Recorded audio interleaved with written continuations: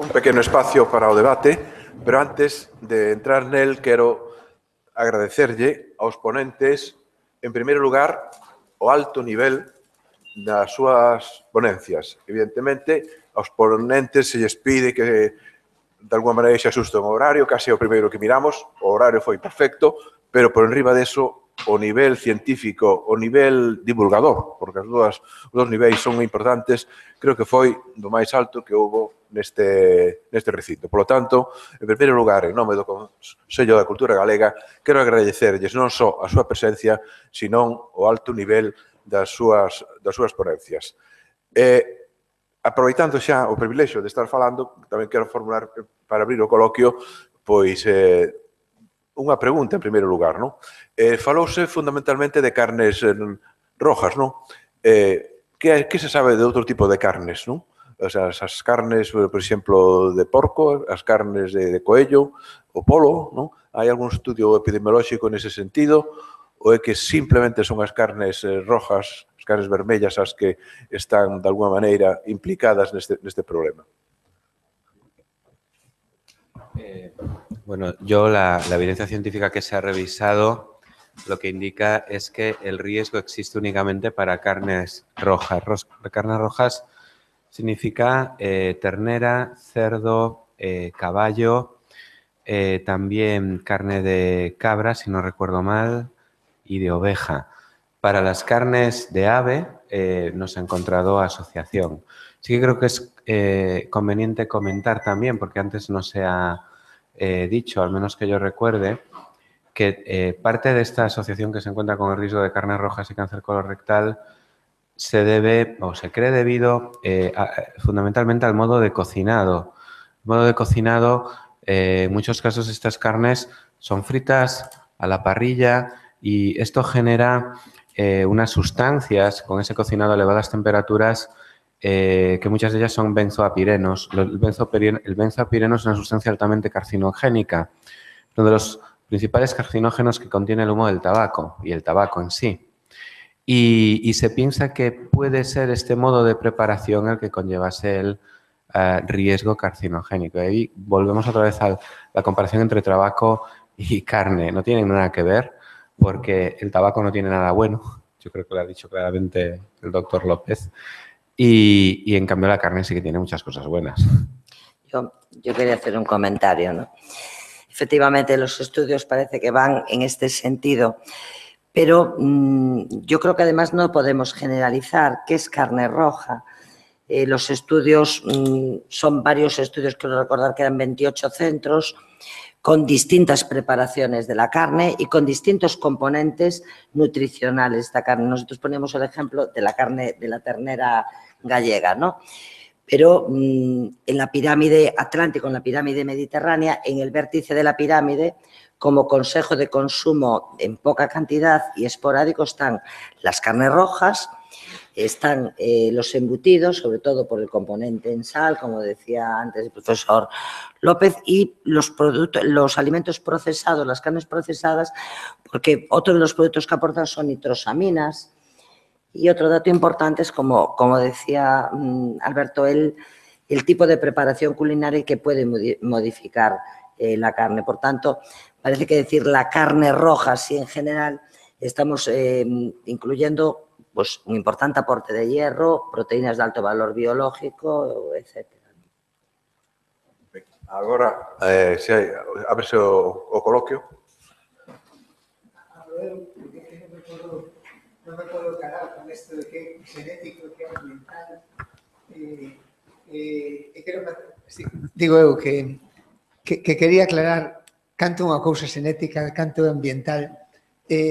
Non me gusta moito falar desto porque parece que quero arrimar asco a miña sardiña, pero non é así. Quero ser objetivo totalmente. Somos sempre unha mestura de xenes e ambiente. Canto somos xenes ou canto somos ambiente depende de que. Pero isto se pode estimar bastante ben. Hai unha estima para facer o que se chama heredabilidade. Heredabilidade significa canto é a varianza xenética no total da varianza xenético-ambiental. Isto se pode saber ben de casi cada cousa, porque os escandinavos desde fai 200 anos, teñen registros epidemiolóxicos que, como ben dixo Rafa López, ainda non os temos aquí para cancro, onde se poden comparar xemelos univitelinos que comparten ambiente e que non comparten ambiente. E a partir dali, pois se pode decir, o que ten esquizofrenia e ten un semio univitelino, outro, cantas probabilidades ten de telo? E así tamén cos irmáns, así fanse as estimas de heredabilidade. A epixenética non é nada máis que a consecuencia do ambiente nos xenes. Para os que non sean expertos, son modificacións químicas dos xenes, o máis importante son a metilación e a acetilación de histonas, pero son como os puntos e as comas do libro do xenoma. Eso é ambiente, non é xenético. Canto é a heredabilidade? Pois é distinto do que normalmente a xente intuitivamente pensa. A heredabilidade, por exemplo, das enfermedades psiquiátricas é elevadísima. O autismo ten unha heredabilidade do 90%. A varianza xenética, no total de varianza xenético-mental, é do 90%. Esquizofrenia, do 82%. Obesidade infantil, obesidade ao redor do 60%, obesidade infantil tamén. Estou falando de xente que comparte ambiente, de modo que deben ter acceso aos mesmos tipos de alimentación ou así. Cancro, canto é do cancro? Depende do cancro. A media do cancro é ao redor do 20%. O cancro máis heredable é tiroides. A xente pensa que cancro de mama. Cancro de mama ten unha heredabilidade nada máis que do 25%. É diferente o que corresponde a cancro puramente mendeliano, hereditario, de pais a fillos. O risco de cancro xenético é máis que eso. Estas son as datas. Logo, claro, o ambiente pode ser determinante, por suposto. E a dieta ten que ser como todo. A min alegroume moito ver as cifras e, sobre todo, evitar, que foron todas magistrais, porque puseste desas cousas no seu sitio que é, con objetividade e con claridade. E a min gustoume moito. Gustoume moito, porque, claro, está claro cales son os factores de risco ambiental para o cancro, son claros. A min a dúbida que, a ver, que non sei eu ben, que é relativizar o risco de alguna cousa. Por exemplo, a dieta, evidentemente que a obesidade é un factor importante de risco de cancro. O segundo, despois do tabaco. Supoño que as dietas hiperproteicas para risco de cancro de colo boas non deben ser, pero a obesidade tampouco é boa. Agora existe unha tendencia moi dos nutricionistas e endocrinólogos moi moderna que é baixar peso utilizando dietas hiperproteicas, que chaman, que non sei moi ben, igual Rosaura sabe que significa proteínas de alto valor biolóxico. Nunca entendín ben que é isto, pero que baixan rapidamente peso, disminuyen obesidade. Sábese algo desto? Quero decir, compensa o risco? Seguramente que sí, porque o risco de obesidade é moito máis alto. Pero hai algún estudio desto ou como vedes este tema? É o que quería preguntar. A parte de aclarar o outro que era a parte primeira.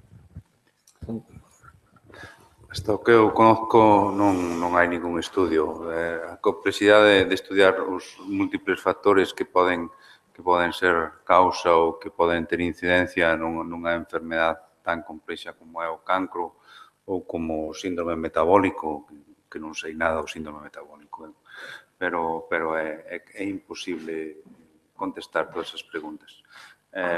O que sabemos ahora mismo é o que temos que manexar e recomendar, non? Volvo a insistir, o tabaco, o sobrepeso, o exercicio, son os factores máis importantes.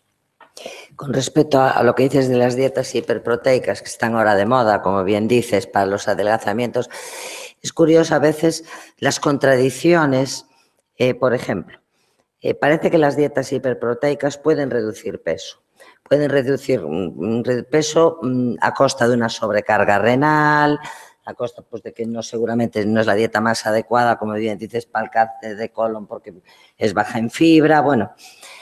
Pero sí que el gasto energético que suponen las proteínas metabólicamente es más alto que el que pueden suponer los azúcares o las grasas y, por tanto, se pierde peso. Curiosamente, en esta alimentación que hablamos de los primeros 1000 días, uno de los datos que hay algún estudio ya que dicen que el aumento de la prevalencia de obesidad en edades posteriores pudo ser el aumento del aporte proteico de las leches infantiles, de las fórmulas adaptadas en estos primeros días de vida, que pueden suponer un aumento de formación de adipocitos y de tejido graso.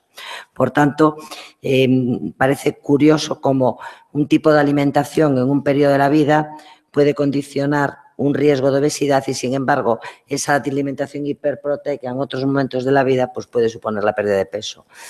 Pero en cuanto al riesgo de cáncer, yo no sé que haya ningún estudio de momento, ¿no? ¿Alguna pregunta?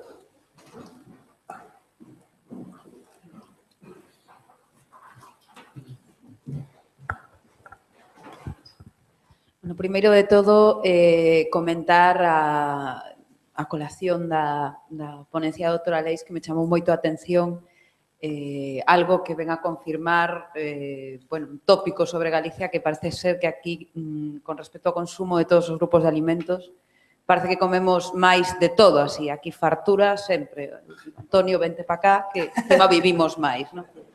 E despois unha cousa que teño eu a dúbida é con respecto ás carnes procesadas. Que entendemos por carnes procesadas? É o mesmo a salchicha que a peituga de pavo, por exemplo? Bueno, el estudio, por lo que yo recuerdo, lo que incluía un montón de métodos distintos incluso, o sea, que es que era un totum revolutum. Había desde las que se hacían por ahumados hasta los salazón, con lo cual ahí, no sé si luego en el detalle se discriminaba más, pero creo que metían un montón de cosas en el mismo saco, como carne procesada. En carne roja estaba más especificado porque, como bien explicaban, estaban dichas cuáles eran los tipos de carne, de qué animales, y descartaban el pollo, las aves y demás. Pero hasta donde yo sé, metían un montón de cosas en lo mismo. Pero por distintos procesos, además, y de algunos no se conoce cuál es realmente el mecanismo que pone en marcha esas mutaciones o los tumores al mayor riesgo, digamos. Es muy buena esa pregunta tuya de a fartura, porque hace muy poquito fue el Congreso Europeo de Gastroenterología y Nutrición Pediátrica y junto a mi ponencia había un grupo griego y entonces hablaban de cómo la dieta mediterránea suponía un riesgo de obesidad. Y yo me mordía las uñas porque la realidad es que cuando estamos viendo los patrones alimentarios, sí que a veces los niños obesos comen mucho mejor que los niños no obesos. Entonces, yo ahí siempre tenía dos argumentos. Estaba desesperado, estábamos ahí con una tesis y decía, mira, lo que pasa es que nos mienten, porque como saben que están obesos, nos dicen lo que queremos oír. Como la gente ahora está bien informada, en cambio, el niño que está delgado o la familia del niño delgado no le importa decirnos lo que come, por eso comen peor. Bueno, este era mi argumento hasta que llegué a la reunión esta y resulta que en Grecia pasaba lo mismo. Los niños con obesidad hacían una buena dieta mediterránea. Entonces, yo creo que ahí entra otro factor importante, independientemente de los errores que pueden suponer las encuestas y los registros, y es el tamaño de las raciones. Los niños con obesidad que hagan la dieta tradicional de su zona comen mucha cantidad. Entonces, ahí está fartura, ¿no? Y a lo mejor eso es lo que nos está pasando también a los países del sur de Europa, aparte de que abandonemos las dietas tradicionales, ¿no?